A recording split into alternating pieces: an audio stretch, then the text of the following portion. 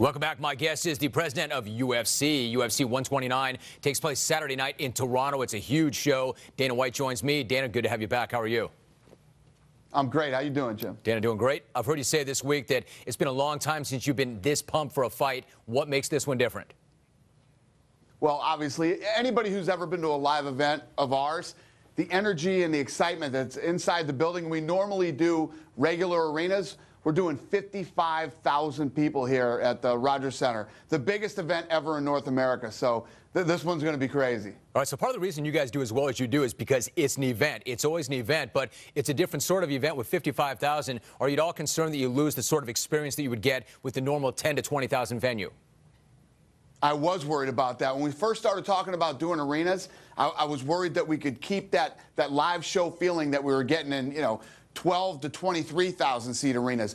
But I'm telling you, we have exceeded my expectations. And I don't care if you've been to 50 UFC events or this is your first one, you're going to be blown away on Saturday night. All right, so talk about the main card. You've got GSP and Jake Shields. I would say probably outside of Anderson Silva, GSP might be pound for pound the best in the business. Why is Shields such a challenge for him?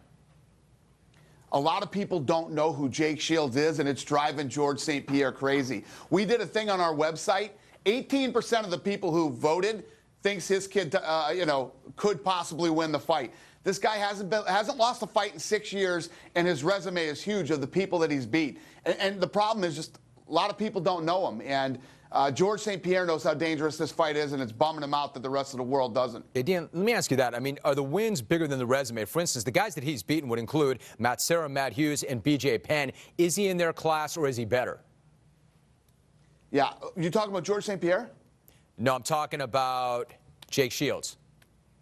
No, Jake Shields. No, exactly. No, exactly. You're right. What I'm saying is he in their class? Is Shields in their class?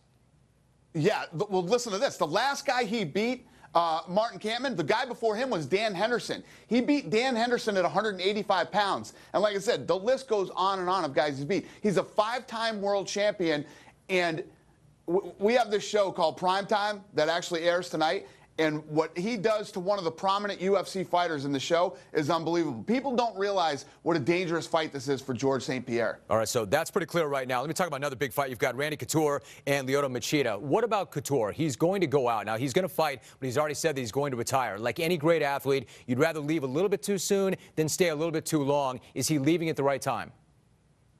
I agree with you 100%. But the question is with Couture, when is the right time? The guy's a freak of nature. The one thing about, if you look at even the guys who are young in our sport right now, Bones Jones, everybody's talking about Bones Jones, young, exciting, flashy fighter coming up. He just had a ligament tear in his hand, and he's out of the next fight. He's got to get, this thing fixed. Couture is never injured. You know what I mean? This guy's 50 years old, and he's never hurt, and he's still beating the snot out of 22, 25-year-old guys. And I just don't see him retiring. I consider him still one of the best top 10 light heavyweights in the world. And if he wins, I'd still match him up against anybody. So it could go either way. All right, so now what about Machida? When he first hit the scene, the guy was unbelievable. Lately, he hasn't been quite as effective. I mean, what's going on? Did everybody figure him out, or is he just not getting after it the way he needs to? What I can't figure out about Machida is, and this is what I think happens, a guy goes through his entire career. He's got this elusive, incredible style. Nobody can figure him out. He's explosive, got knockout power. But then once you start making a lot of money, it starts messing with your head, and you start doing things differently. I think if Machida comes out like the old Machida, I think he can beat anybody in the world. Now, you mentioned Bones Jones. When you look at him, Dana, is he the kind of guy that can be transcendent compared to some of the greats that you and I have talked about the last couple of years? Is he that good, or maybe even better in terms of athleticism, skill, and personality?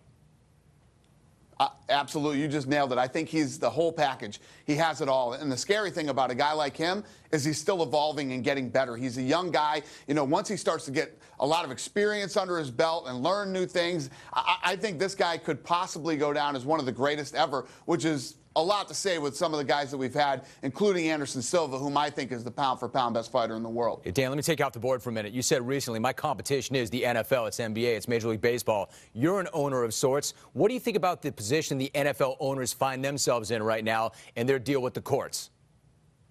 Yeah, it's tough. I mean, anytime you come, and it happens to me, you know, on a different level, obviously, when you come at odds with your players or your fighters or whatever, it's never a fun situation to be in. And at the end of the day, what everybody wants is for business to go on and everybody to make money, the fans to be happy, and, you know, for business to just roll. And it's tough when you get in spots like this. All right. Big event this weekend. Dana, good to have you back. Thanks so much.